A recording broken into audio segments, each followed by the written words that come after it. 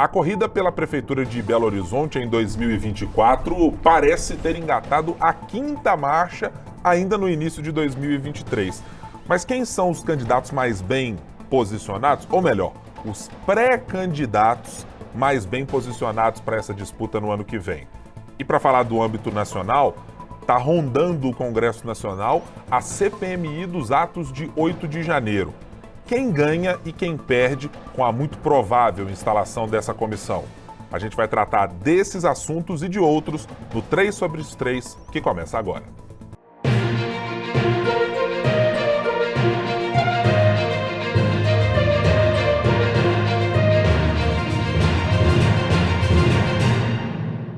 Olá, eu sou Guilherme Ibrahim e você está no podcast que semanalmente analisa os 3 poderes da República: Executivo, Legislativo e Judiciário. Sempre com 3 pessoas fazendo comentários a respeito de todas as interseções entre esses poderes da República Brasileira. Está aqui comigo, como sempre, a nossa editora de política do Jornal Tempo, Marina Schettini. Tudo bem, Marina? Tudo bem, Guilherme. É um prazer estar aqui de novo. Prazer é sempre nosso ter você por aqui. Ricardo Correia, diretamente de Brasília, também conosco. Olá, Ricardo, como vai? Tudo bem? Tudo bem, Guilherme, Marina, todos que nos acompanham. É um prazer, mais uma vez, participar aí com vocês. Você pode nos acompanhar pelo seu tocador de podcasts ou pelo seu tocador de músicas principais. É só procurar por 3 sobre os 3. Faça lá a sua inscrição, acione o sininho também para sempre receber notificações quando tivermos um novo episódio. Isso acontece sempre às sextas-feiras, logo no início da manhã, para você poder acompanhar a nossa cobertura e a nossa análise política sobre os fatos da semana. Você também pode nos acompanhar, se quiser, pelo YouTube de O Tempo, youtube.com/O Tempo. Também semanalmente a gente está lá com novos conteúdos para você. A gente vai fazer uma espécie de inversão de pauta. Não foi com pedido de algum parlamentar, algum integrante aqui, mas eu fiz forçosamente, utilizando, lembro, o regimento interno e a Constituição deste podcast. Nosso artigo 94. Artigo 94, para fazer a inversão de pauta e, nesta semana, começar a nossa conversa sobre um assunto local: a disputa pela Prefeitura de Belo Horizonte em 2024.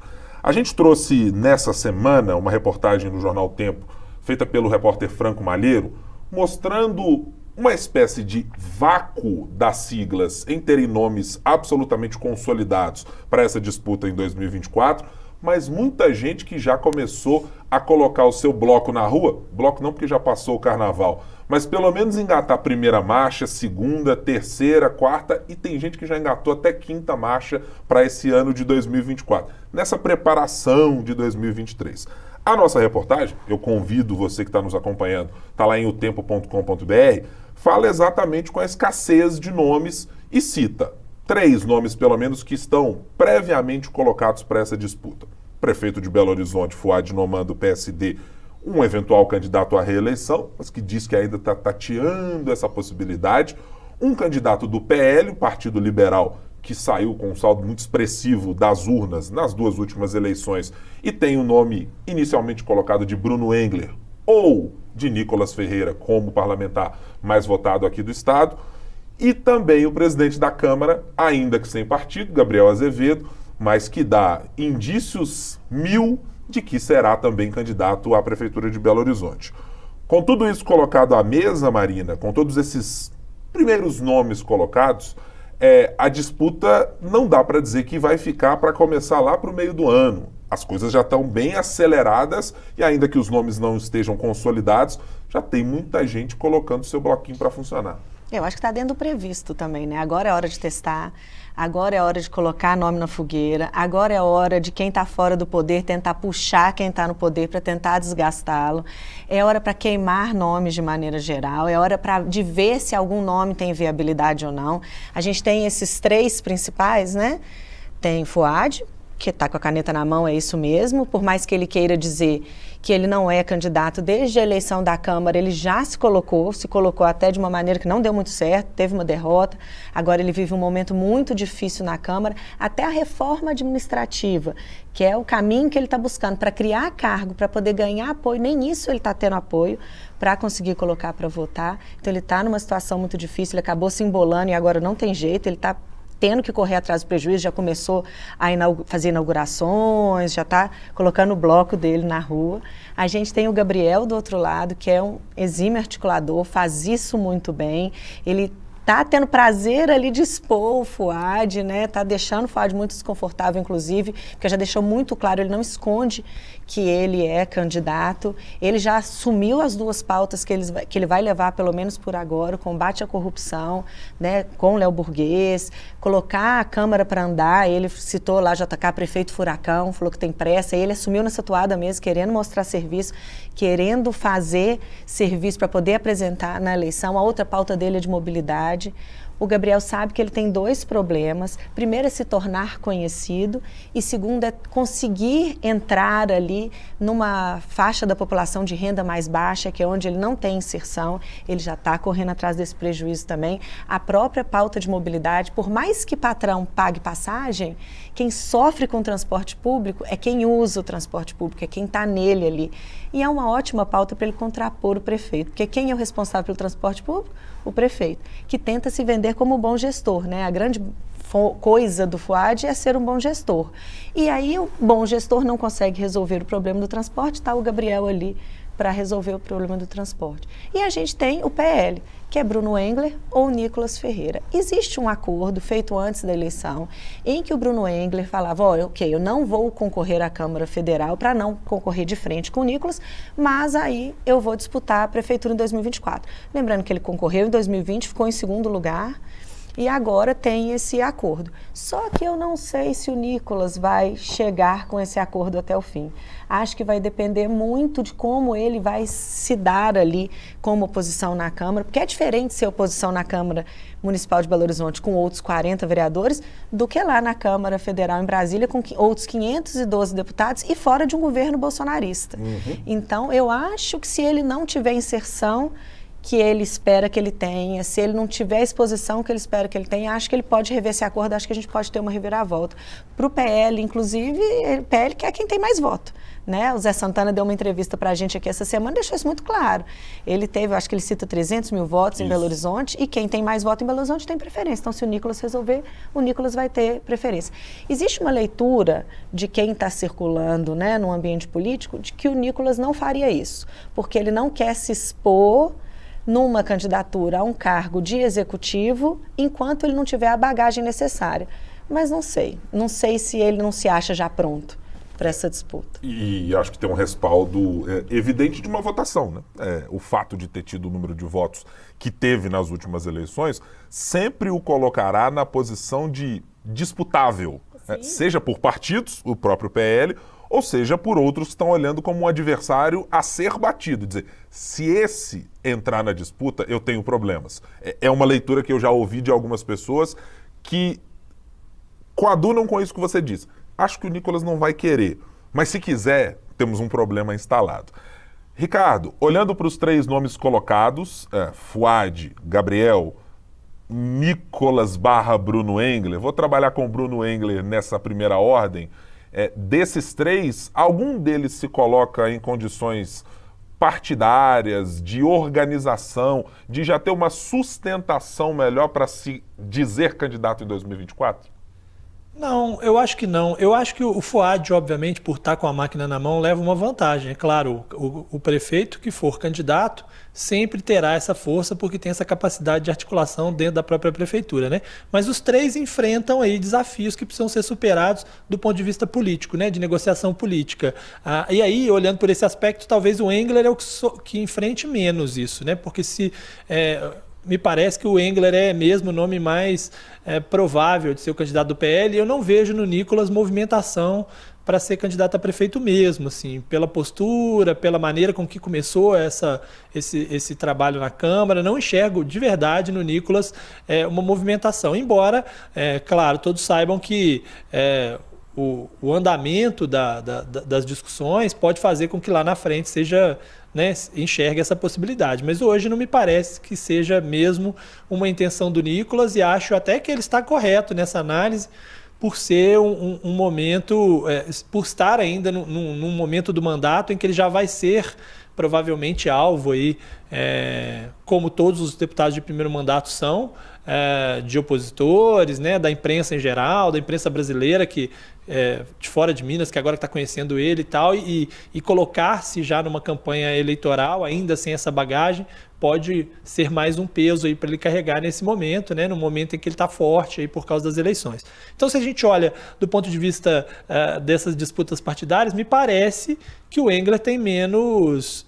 a situação está um pouco mais cômoda para o Engler do que para os outros, né? O Fouad, embora prefeito, seja natural que tenha a possibilidade de reeleição, né? E, obviamente, esse movimento do Calil me chamou a atenção, dessa conversa com o Viana, né? O Viana publicou nas redes sociais aí uma conversa dele com o Calil, então, de certa forma, é um sinal também, né, de uma insatisfação daquele que teve quase 70% dos votos na eleição de 2020, né? Ainda que depois tenha perdido a eleição para o governo do estado, porque também tinha todo o interior para percorrer, é um ativo importante em Belo Horizonte. E esse movimento do Calil me parece que deixa claro que até mesmo essa discussão ali junto ao PSD do Fouad precisa ser melhor feita, né? Ainda que o Fouad tenha como ativo o fato de que pode vir a ter um apoio do governo federal, né? Isso também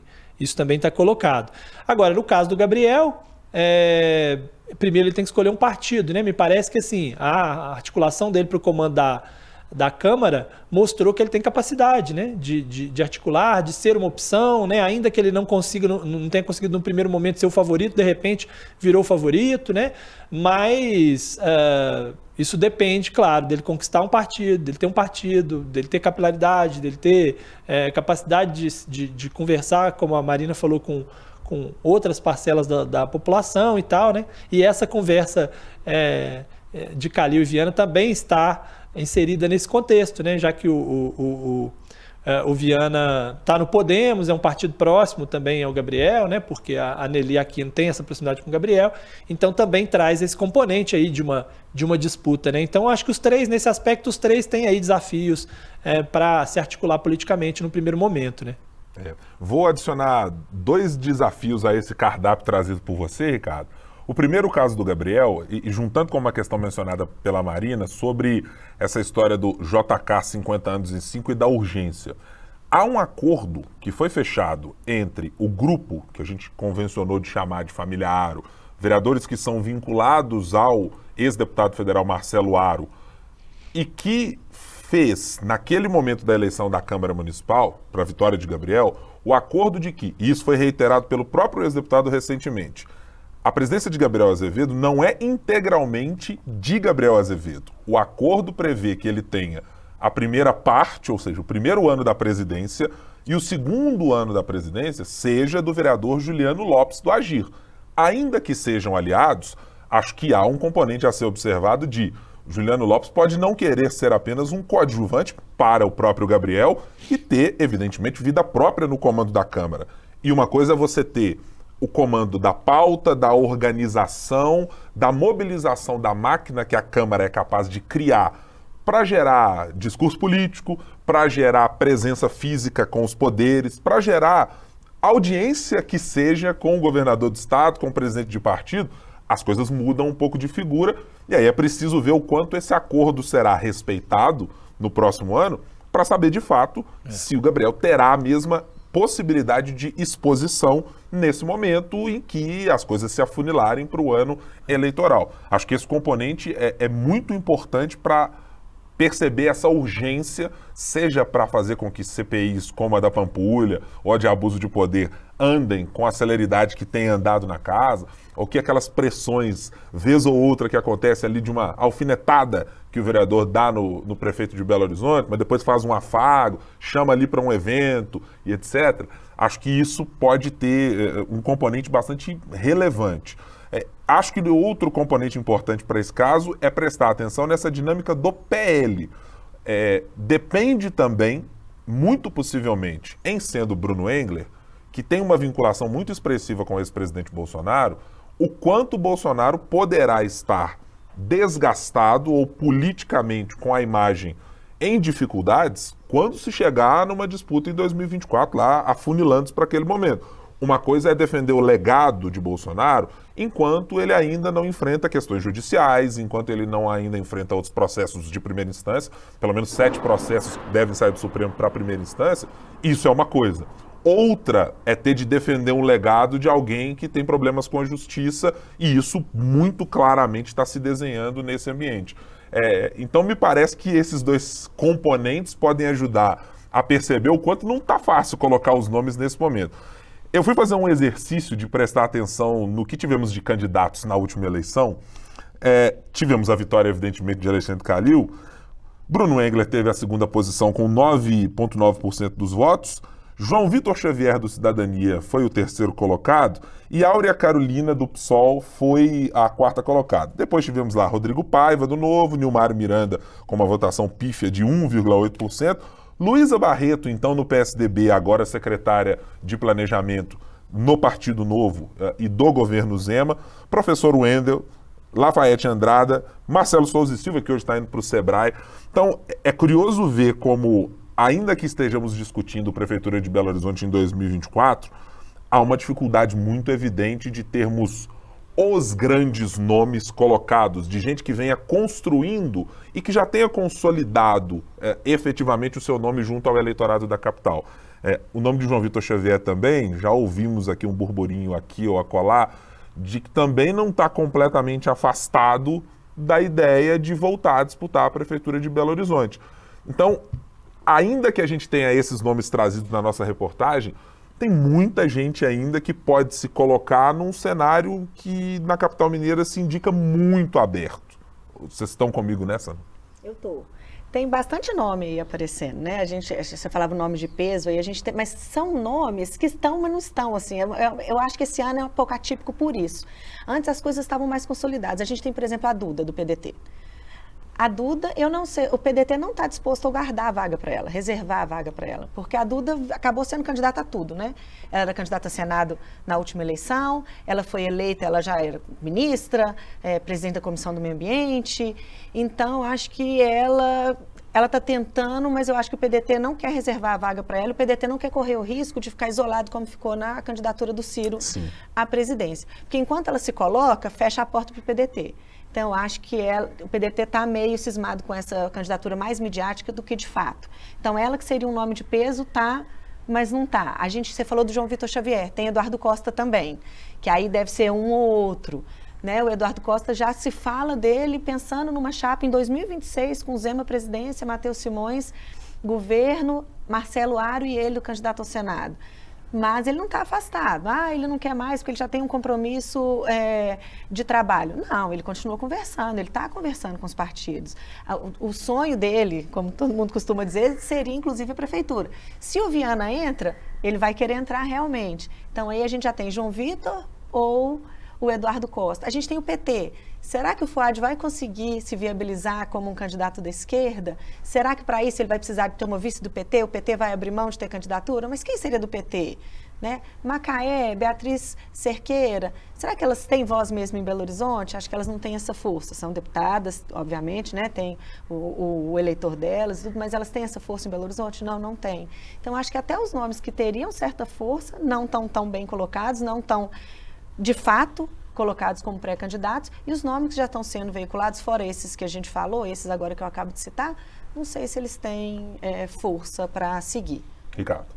Não, eu acho isso mesmo. Eu acho que assim, as posturas, claro, de Lula, que agora é presidente, né, tem um peso completamente diferente na eleição, a postura do Lula fará diferença, assim como a gente não sabe no caso do governo do Estado, né? Porque, veja, a gente está falando aí da costura para a presidência da Câmara, no caso do Gabriel, com o apoio desse grupo do Marcelo Aro, mas se esse grupo do Marcelo Aro estiver alinhado com o governo do Estado, né, continuar alinhado com o governo do Estado de alguma maneira, para onde esse grupo vai? E se nesse meio tempo, o governador não estiver mais no Novo, estiver num outro partido, no PL, por exemplo, aí o governo do Estado teria que ir com o Engler, né, isso aí já faz com que esse grupo aí do Aro já tenha um pouco mais de dificuldade para estar num outro palanque, né? Então, assim, olhando à distância, né? E eu faço sempre essa ressalva, porque eu estou em Brasília, né? Vocês estão aí muito mais próximos, estão acompanhando os bastidores muito mais próximos, eu vejo mais à distância, mas o cenário parece ainda nebuloso por isso, né? Porque você precisa ter um norte de para onde vai o governo, um governo do Estado que não é mais aquele governo do Estado da campanha de 2020, né, que o Novo ainda tinha uma força muito grande, né, e pesava muito para as decisões de governo. Agora é um governo um pouco mais flexível e que por isso pode estar em outros palanques, né? E você tem a questão do governo federal, que é um fato, né? Me parece a postura do Lula normalmente é de buscar alianças como gratidão àqueles que de alguma forma o ajudaram, né? O Fuad de alguma forma ajudou na reta final da campanha para tentar minimizar aí a força que o Bolsonaro vinha demonstrando em Minas Gerais, né? De alguma forma contribuiu, né? Mas se o Calil, por exemplo, não estiver do mesmo lado do Fuad, como fica essa situação, né? E ainda tem o componente Rodrigo Pacheco, né? Que mais adiante, Rodrigo Pacheco barra Alexandre Silveira, né? Essa dupla que mais adiante pode vir a querer disputar o governo do Estado e a eleição para a Prefeitura de Belo Horizonte é determinante, né? Nesse aspecto. Esse grupo vai estar aonde? Vai estar de fato com o Fuad, né? Ou teremos esse grupo buscando um outro caminho, né? Isso tudo vai fazer bastante diferença. Por isso que a gente está muito no início mesmo e é como a Marina, eu acho que falou, que é um momento aí de testar nomes. Tem gente que planta também nome de outros candidatos de maneira a tentar também desgastá-los, né? Por isso que fica todo mundo meio que bota a cabeça para fora um pouquinho, recolhe, espera um pouquinho, vê o que acontece, né? Dá uma opinião aí sobre um movimento de outro candidato, tudo para tentar aí esperar um pouco mais para essas definições, que ainda demoram, né? Eu acho que esses movimentos de partido também vão influenciar muito, né? Essas possíveis junções de partidos, para, no fim das contas, por exemplo, aonde que o Gabriel vai, ou quem vai com quem. O Viana no Podemos, a gente falava antes de começar a gravar, o Ricardo falava disso, inclusive, o Viana não iria para o Podemos sem ter alguma garantia de que ele teria um espaço. Aí Podemos, muito próximo da Nelly, que é muito próximo do Gabriel. Então, acho que essas movimentações partidárias também vão fazer bastante diferença mais para frente. E as instâncias, né, Marina? Que nesse caso do Podemos, por exemplo, e de outros partidos, seja do centrão, seja da esquerda ou da direita, elas muitas vezes são dissociadas. O que a direção nacional diz e conversa é uma coisa, o que os estados e os diretórios estaduais precisam, pedem e muitas vezes cobram é outra conversa. Temos exemplos aqui aos montes em Minas Gerais. O PSD, nesse momento, tendo o prefeito de Belo Horizonte, com a bancada na Assembleia Legislativa de uma maneira, mas com o partido aliado com o presidente Lula, ocupando inclusive ministério. O próprio PL tem lá as suas idiosincrasias também. Então, tem para todo mundo. Só um parênteses, Marina, para eu não esquecer, o Ricardo estava mencionando ali que está afastado dos bastidores, por vezes, da política local, o que não quer dizer que ele ainda não seja convidado para eventos premium, enquanto eu e você, que estamos aqui no Estado, não somos chamados para esses eventos. Por quê? Porque reconhecem que a figura em Brasília, né, o conhecimento jurídico, a presença próxima aos grandes poderes, faz com que Ricardo Correia seja convidado para bons, eu diria, converscotes, Ricardo? Não, né? Não. Agora, você sabe que você falou aí sobre essa coisa de postura em Brasília e a postura no Estado e tal, que muitas vezes ela difere um pouco, né? E a gente sabe muitas vezes que esse tipo de coisa costuma não dar bom lá na frente, né? Lembramos do caso do Márcio Lacerda, por exemplo, né? O PSB queria ali uma linha no âmbito local e nacionalmente foi feita uma outra linha e tal. Então, assim, normalmente não é fácil, né, enfrentar o partido do ponto de vista nacional, ainda que em alguns partidos esse haja um pouco mais de flexibilidade, né? Mas eu acho que esse ponto é bom ser ressaltado. A gente fala, o Ricardo cita agora o Márcio Lacerda, até o nome do Márcio Lacerda. Pois é. Geralmente, quando a gente fala de alguma eleição, aparece o nome do Márcio Lacerda, né? E ele sempre recusa, a assessoria dele corre para ligar, para falar que não tem isso, ele tem para interesse. dizer, exatamente. Então essa é uma época tão de, né, vamos jogar, vamos testar, vamos ver, vamos queimar o fulano, né, vamos tentar dar uma ajudinha pro fulano, vamos falar que ele é candidato a prefeito para ver se ele consegue se eleger vereador. Isso é uma hora tão disso tudo que até o nome do Márcio Lacerda volta agora. Que coisa, né? O nome de Márcio Lacerda que voltou recentemente em circunstâncias bem, digamos, pouco favoráveis a ele, né? No artigo que foi trazido aqui no nosso jornal O Tempo, em que ele, eu não vou dizer exatamente que cobrava a paternidade, mas algo muito próximo disso sobre o Carnaval de Belo Horizonte. Aí teve uma saraivada de críticas de gente mais alinhado à esquerda, ali, o pessoal do PSOL, uma parte do PT, dizendo que nada, que Lacerda que fez o Carnaval. E como o Carnaval de Belo Horizonte virou um ativo importantíssimo para qualquer político, né? O próprio prefeito Fuad Noman tem surfado nessa onda do Carnaval claramente. Gabriel Azevedo é outro que foi visto aí, teve Então Brilha, etc., participou de blocos aqui e acolá. Então até nisso, de vez em quando, a gente surge com os nomes um pouco diferentes. Queria perguntar a vocês também sobre uma outra questão, nesse caso da Prefeitura de Belo Horizonte. A gente olha para os nomes, e eu vou pegar a figura mais bem posicionada e identificada com o campo da esquerda na capital mineira, foi a Áurea Carolina do PSOL, que nem se candidatou novamente para um outro mandato de deputada federal. E o desempenho, como eu mencionei anteriormente, de Nilmário Miranda, hoje no governo federal, foi de 1,8%. A esquerda não tem caminhos para 2024, Marina? Eu acho que não tem, assim, eu acho que um nome pronto não tem para a prefeitura. Eu até citei mais cedo, né? Eu acho que talvez a Bela possa ser um nome que vai vir, mas eu acho que talvez fique uma candidatura meio Sara Azevedo, como foi no governo. A gente tem a Beatriz Cerqueira, a gente tem Macaé. Eu acho que não são nomes prontos, acho que não são nomes com inserção. Eu acho que seria um trabalho muito grande. Eu acho que corre um risco, sim, do Fuad conseguir se colocar como nome da esquerda. É até estranho, né, a gente falar o Fuad nome da esquerda, mas ele já está tentando se viabilizar como nome da esquerda, talvez realizando o sonho dele aí com o visto do PT. Eu diria o seguinte, viu, Ricardo? Para quem viu Alexandre Silveira, digamos assim, um capitão nos quadros da centro-direita mineira, com o PSDB, com democratas e muito mais, usar chapeuzinho com a estrela do PT na eleição do ano passado, eu não duvidaria nem um pouco de Fuad Noman, eventualmente, aparecer, não sei se com o bonezinho da estrela vermelha, não, mas sendo um candidato palatável para o campo da esquerda, na hipótese de não haver ninguém, né? Ele está tentando. Agora sim, é uma situação diferente, né? Porque assim, quando a gente pega a última campanha, a gente tinha um projeto do PT nacional de eleição do Lula, né?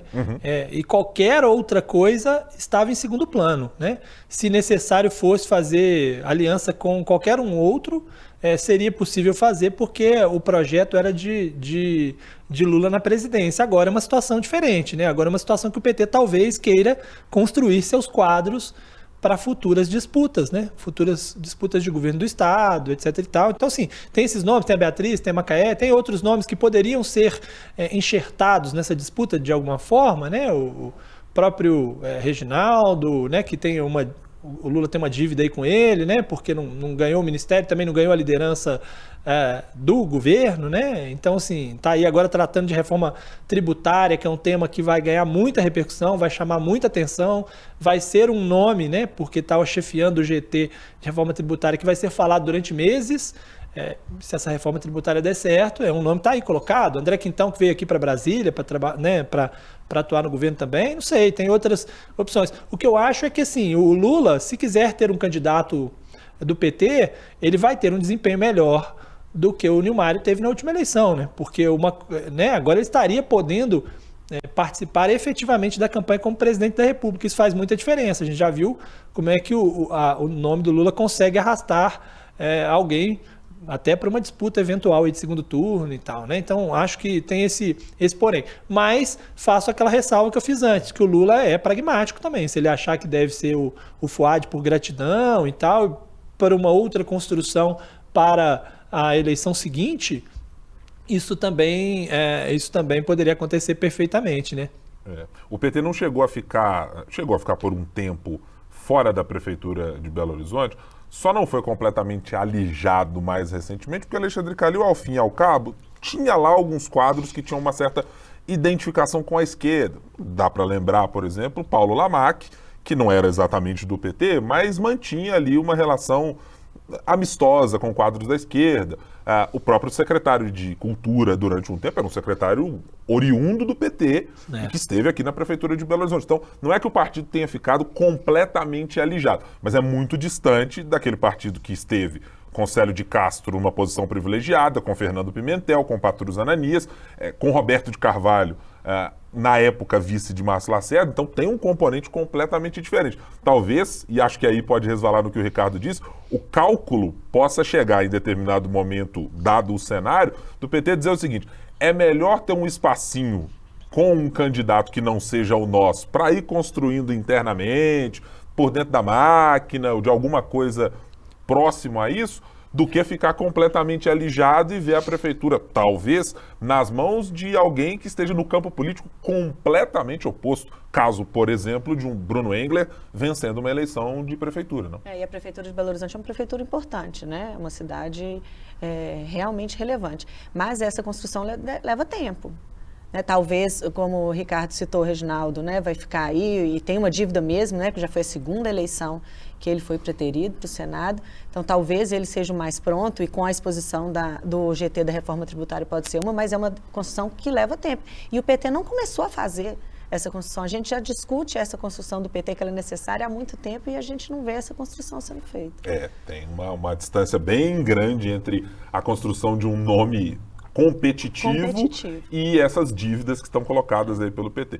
Até nomes muito pequenos do ponto de vista de recall eleitoral foram aventados pelo partido, assim, olha, não, estamos pensando na Luísa Dulce, que concorreu a deputada estadual na última eleição, para ver se a gente consegue criar alguém novo no PT para talvez nos próximos anos encontrar, porque o partido de fato não tem quadros para uma disputa competitiva no executivo, pelo menos não que a gente possa olhar no primeiro momento. Se a gente for pensar o Engler, não em Belo Horizonte, mas 630 mil votos, 635 mil votos.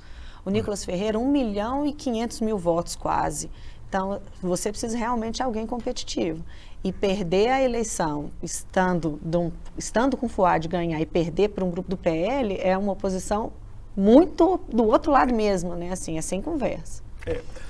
Tem uma outra figura aí que pode vir. Não, antes de virar página, tem outra figura, porque vocês falaram sobre o número de votos, aí eu lembrei, né? Outra figura que a gente não sabe se de repente não vai querer aparecer na eleição de Belo Horizonte, que é o André Janones, né? Que vez ou outra aparece um pouco mais, outras vezes aparece menos, né? Porque, como falou do Nicolas, né? O mais votado, eu lembrei do Janones, que foi um dos mais votados também, embora bem abaixo, né? O número de votos, mas ninguém sabe qual foi o acordo lá atrás, né? O pessoal dizia, para um ministério? Não, para o ministério não é, porque não virou ministro. Para o comando das comissões? Por enquanto ele não está levando as comissões. Será que não tem uma outra discussão mais adiante, né?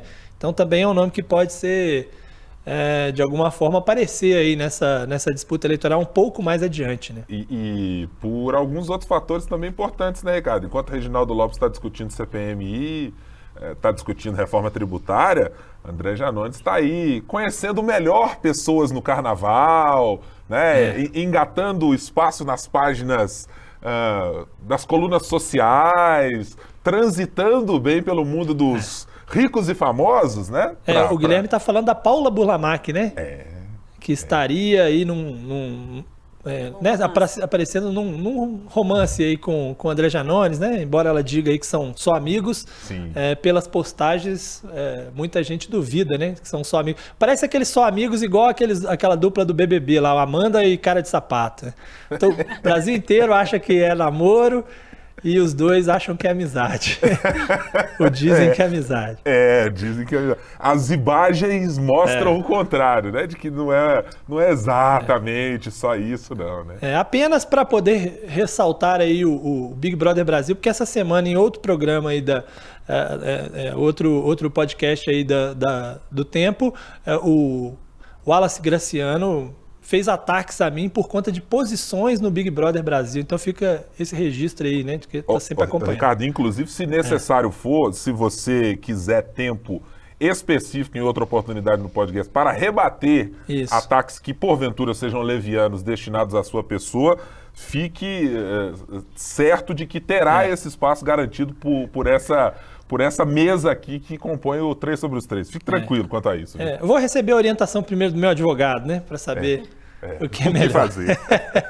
Um abraço aí pro Wallace, viu? Isso, tá. Nosso grande Wallace Graciano, corredor nato aqui das ruas de Belo Horizonte. Virando a chave, Marina e Ricardo, para falar sobre política nacional, aí vou fazer o bate-pronto lá para voltar com o Ricardo. CPMI dos atos de 8 de janeiro, Ricardo. No começo dessa história toda, ouvíamos uma pressão abertamente de que tem que entrar, a CPMI tem que acontecer, até com alguns nomes da base do governo. Passada a declaração do presidente Lula dizendo não precisa exatamente de CPI não, podemos resolver as coisas de outra maneira. Bom, a oposição percebeu, me parece, que os danos poderiam ser enormes se a condução não partisse da oposição ao governo Lula. A articulação aconteceu, há nomes já apresentados em quantidade para que isso seja aberto.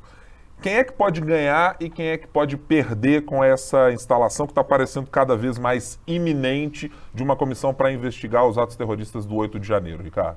A CPI é sempre pior para quem está no governo e precisa de articulação, principalmente porque CPI significa você ter que negociar mais também, né? Além do tumulto que gera, você tem que negociar para que evite, né, o ministro seja convocado, etc. e tal. Isso tudo tem um custo, né? Já está tendo um custo para o governo, porque o governo está num trabalho árduo aí de tirar nomes, né? Nós estamos falando de duas CPIs ao mesmo tempo, né? Uma CPMI, uma comissão parlamentar mista de inquérito com deputados e senadores, que é o pior cenário para o governo, e uma CPI no Senado, que também é ruim para o governo, mas é menos pior do que a CPMI.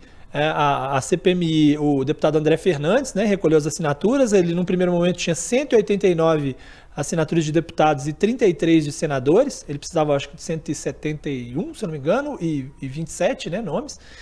O governo começou numa articulação para tentar tirar alguns nomes, tirou alguns, mas ao mesmo tempo entraram outros e agora estaríamos com 190 nomes, 191 nomes.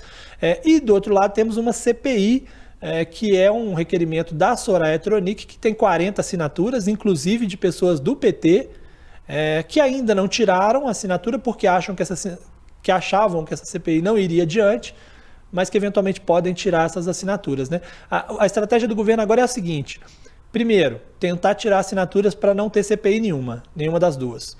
Segundo, não conseguiu tirar as assinaturas, conseguir junto aos comandos das casas o máximo de tempo possível para empurrar isso mais adiante, para a instalação ser mais adiante. Não conseguindo, terceiro, não tem jeito, vai ter que ter CPI mesmo, buscar que a CPI seja a do Senado, essa da Soraya Tronic. Entre a CPI e a CPMI, o governo prefere a CPI, acha que a situação é um pouco mais controlada no Senado e é mais possível ele ter maioria. E, no último caso, não tem jeito, vai ter que ter uma CPI ou CPMI, garantir o comando dos trabalhos, né? O governo acha que no Senado é mais fácil conseguir esse controle dos trabalhos, mas se for na CPMI, de alguma maneira ter o comando, né?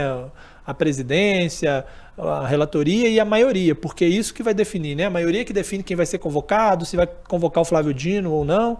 Mas, assim, para o governo é sempre pior, além desses aspectos que eu disse, porque a investigação hoje está a cargo da Polícia Federal e do Supremo Tribunal Federal, que tem uma posição, o ministro Alexandre de Moraes, muito dura com os bolsonaristas, né?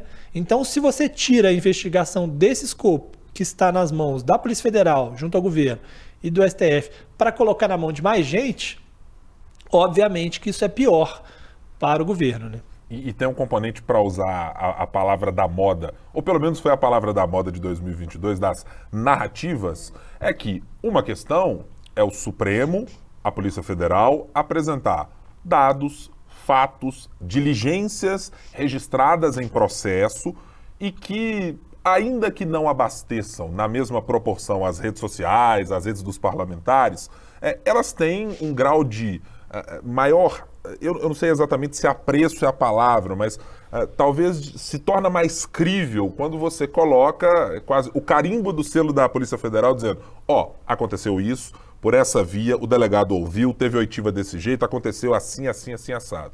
Outra coisa é o que sai de uma CPI.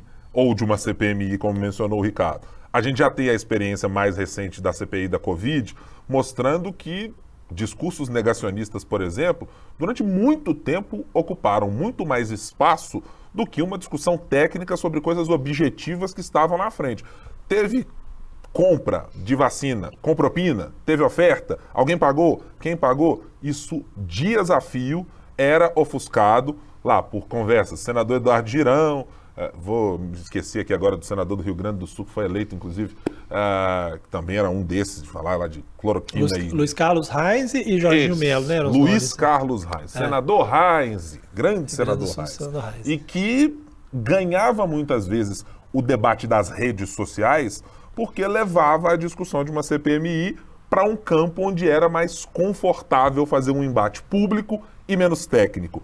Esse componente você imagina que possa surgir, ou seja, o componente principal de uma CPI ou de uma CPMI, Marina? Eu acho que você roubou minha palavra, porque eu já ia falar que eu acho que a grande questão dessa CPI, CPMI, qualquer uma das duas, é a guerra de narrativa. E a guerra de narrativa, já por si só, já costuma ser pior para a esquerda, a direita faz isso melhor. Então a gente pega aquele recorte de uma fala dita ali, bomba aquilo nas redes sociais e aquilo vira verdade por uma grande parte da população. E quando a gente pensa em apuração de Polícia Federal, de STF, de quem quer que esteja apurando, o governo não está no foco. Agora o governo vai entrar no foco. A gente está falando de diversas outras coisas. Agora a gente vai começar a discutir se o governo sabia, se o governo se omitiu porque era bom para ele, se o Flávio Dino fez ou não fez o que devia fazer, se o Lula sabia e resolveu não fazer nada, né? Então, acho que agora vão começar essas discussões que não são boas para o governo. Fora que quando a gente tem uma CPI, o país não anda mais para lado nenhum. Eles dominam não só os trabalhos ali e o governo tem sim uma pauta, isso não é só lero para convencer senador e deputado a tirar assinatura de requerimento, mas o governo tem sim uma pauta que ele precisa fazer andar. E quando a gente tem uma CPI, CPMI, a gente só fala daquilo e domina também muito espaço na mídia. Então, aquela agenda positiva que o governo está gastando um dinheiro danado para poder fazer colar, vai ter que dividir espaço e provavelmente vai perder espaço para a discussão de CPI. E acho que seria um baque enorme nas pretensões do governo Lula, porque aí é uma questão temporal. Em pouco menos de 3 meses de governo, né, abrimos agora o 3º mês, você ter 2 eventos com essa magnitude, os atos golpistas de 8 de janeiro e agora uma eventual abertura de CPMI, coloca o debate público num campo em que o PT e o presidente Lula tentam a todo custo sair, quer dizer, revigorar programas que foram sucesso nas 2 gestões Lula ou eventualmente lá na primeira gestão Dilma, tentar criar uma agenda positiva que a cada 15 dias ou a cada mês, o PT tem sido podado nessa possibilidade e nesse desejo do partido de conseguir colocar, digamos, a cara do governo Lula 3. E se a gente falou na primeira parte da nossa conversa sobre aquela história Juscelino Kubitschek 50 anos e 5, vale muito para esse mandato Lula.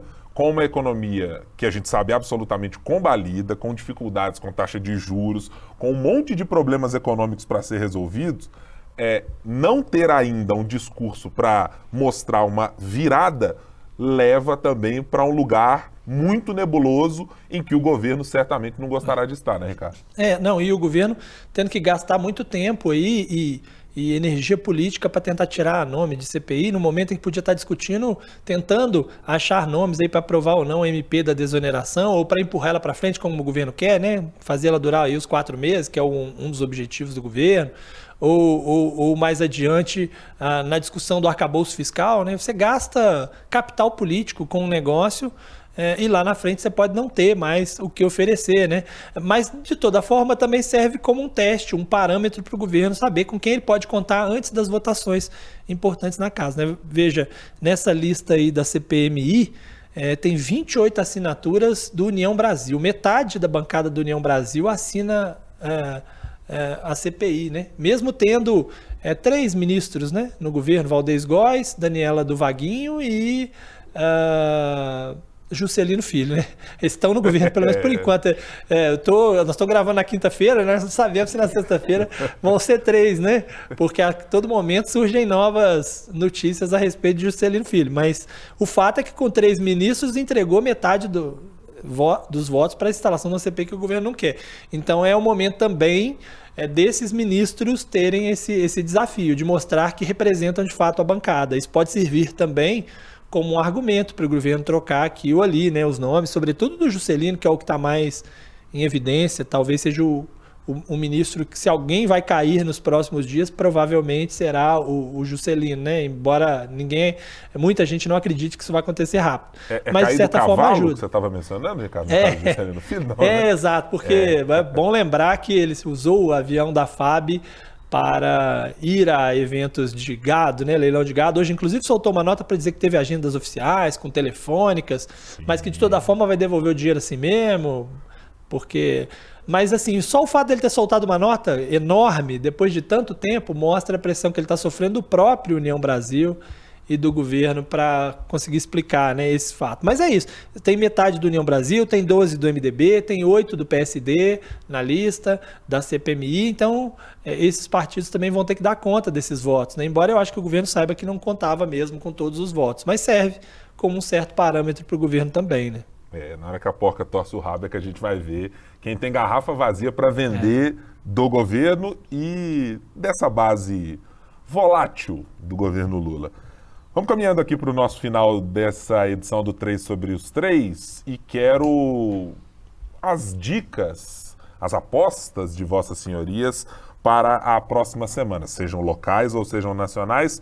Marina Schettini, você tem que olhar para essa semana? Agora acabou o carnaval, o país começa a funcionar, vai ter CPMI ou CPI muito possivelmente, tem candidato colocando pré-candidatura para a prefeitura, tem gente queimando o nome dos outros. O que esperar e o que você sugere que nossos ouvintes se atentem para a próxima semana? Na próxima semana ainda vai estar contando o prazo que o ministro Gilmar Mendes deu para o Senado explicar por que ainda não instalou a CPI da Soraya, e tem o governo tentando negociar para acabar, reduzir, ganhar um certo controle dessas duas comissões. Mas acho também que vai ser a semana do início dos trabalhos realmente do GT, da reforma tributária. Ontem eles resolveram um calendário e agora eles começam essas conversas, né? PEC 45, se junta com outra PEC, então acho que vai ser um start dessa conversa para valer agora. Ricardo Correia, sua aposta da semana. Nossa, é tanta coisa, né? Semana que vem, assim, nesses próximos dias, né? Assim, até difícil escolher uma. Eu acho que a CPI é com certeza um tema, porque nos próximos dias vai ter que ter uma definição a respeito dela. E acho que a gente vai ver na semana que vem esquentando também aquele caso do acesso a dados de desafetos de Bolsonaro por um funcionário da Receita. A Polícia Federal deve abrir o inquérito. Talvez abra ainda amanhã, se não abrir amanhã, talvez no início da semana que vem. E isso deve ganhar um pouco de corpo. Mas concordo com a Marina, tem várias outras coisas, tem o GT da reforma tributária, tem o Desenrola, né, o programa que vai ser lançado semana que vem das dívidas, tem toda essa discussão a respeito da Petrobras e o Conselho de Administração, uma disputa aí, petistas de um lado, Silveira do outro, tem muita coisa, assim, de tédio não morreremos, né? Como disse uma vez o senhor Alexandre de Moraes. Eu vou fazer uma aposta um pouco mineira, mas que está absolutamente conectada com Brasília.